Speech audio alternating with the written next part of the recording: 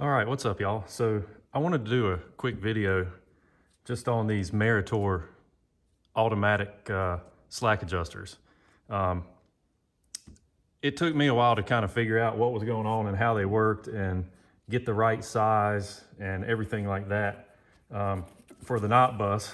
And so once I got it all figured out, I figured it would be worth it to do a quick video kind of showing you what I've learned. So this is what Meritor calls a automatic, a Stoke-Sensing automatic slack adjuster. And basically the way it works is, if you imagine, I've just cut the end off of one of my old brake chambers, but if you imagine this, your brake chamber's over here and you hit the brakes and it's pushing this shaft this way, and this is turning the S-cam and spreading the brake shoes. Okay, so the way this thing works is there's a ratchet and pawl assembly inside this sort of tube right here. And when you have a Meritor slack adjuster, you have to have a special Meritor clevis that will accept the 2 pins. And there's different length slack adjusters. I found that out with the bus. These are the 5.5 inch ones that came off of the rear. It turns out it needed 6-inch ones, but the front uses 5.5. So I'm actually going to use these to replace the very old original slack adjusters on the front. But what I have to do is I have to make a slight change to the assembly inside of here, but I'll get to that in a minute. But anyway, so the way these things work, so if you imagine you hit the brake, when you hit the brakes, it pushes this slack adjuster like that and turns it. Now, if your brakes are properly adjusted and you've got everything set up right, when you have your spring brake release and everything, it should be sitting something kind of like an angle, kind of like that. And as a matter of fact, Meritor, this is so important, Meritor gives you a template that comes with every slack adjuster that you buy, and it's based off of the length of the slack adjuster, which in this case is 5.5 inches. And then, based on all of that, it gives you the angle of how these 2 pins relate to one another. So if this was actually on the vehicle, you would have the shaft of the S-cam coming through here, and there's a little dimple right in the center of that S-cam shaft. And you just take a screwdriver and you stick it through this hole, and then you put that in that little dimple. I don't have that on here right now, so I'm just gonna try to kind of eyeball it. But if you look at this, so right now, okay, it's lined up. It's lined up with the big pin, but the little pin's nowhere to be seen, and that's because the angle isn't right. So the pin is it's up here. So as we ratchet back a little bit, okay, now we're in the pin's coming through the hole right here. And so that's how and there's a little bit of slop. If you look, that hole's kind of oblong. See that?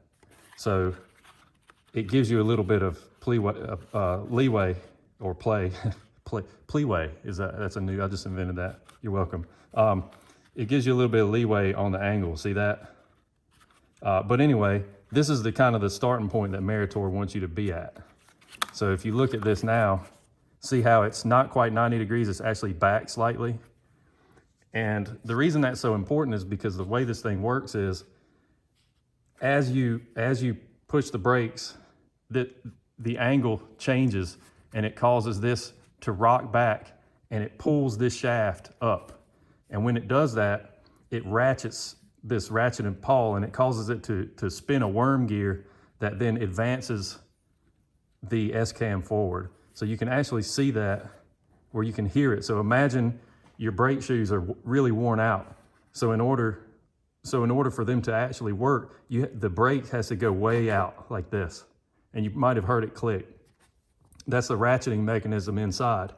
So the way these things work now, I don't know if you'll be able to see it, but now when I come back, you're gonna see the inside spline of this thing rotate ever so slightly. But then I can show you, I can make that more dramatic by just doing this. Let's see if I can do this where you can see it better.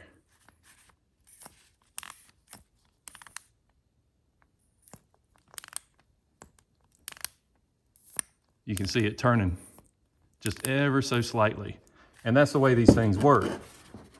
So under normal circumstances, if your brakes are adjusted correctly, you should only have like maybe an inch of movement here, something like this. And that's not enough in this case to make this thing ratchet.